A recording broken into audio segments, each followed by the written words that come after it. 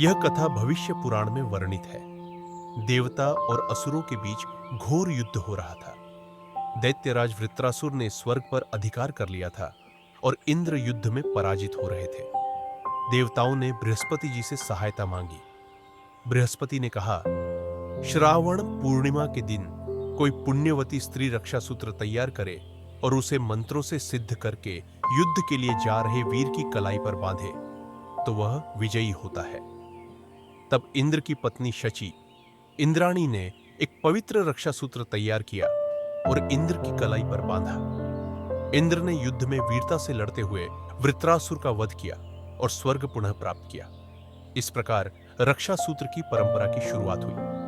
अन्य प्रसिद्ध पौराणिक कथाएं। 1. कृष्ण और द्रौपदी की कथा। जब श्री कृष्ण ने शिशुपाल वध किया तो उनकी उंगली से खून निकल आया। द्रौपदी ने तुरंत अपनी साड़ी का पल्लू फाड़कर उनकी उंगली पर बांध दिया।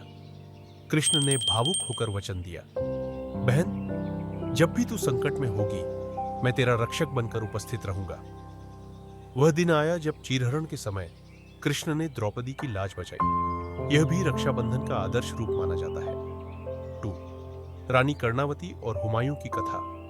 ऐतिहासिक। चित्तौड़ की रानी कर्णावती ने मुगल शासक हुमायूं को राखी भेजकर सहायता मांगी थी जब गुजरात के बहादुर शाह ने चित्तौड़ पर आक्रमण किया। हुमायूं ने उस राखी का मान रखते हुए चित्तौड़ की रक्षा के लिए सेना भेज दी। यद्यपि वह देर से पहुंचा, पर यह घटना रक्षाबंधन की भावनात्मक शक्ति को दर्शाती है।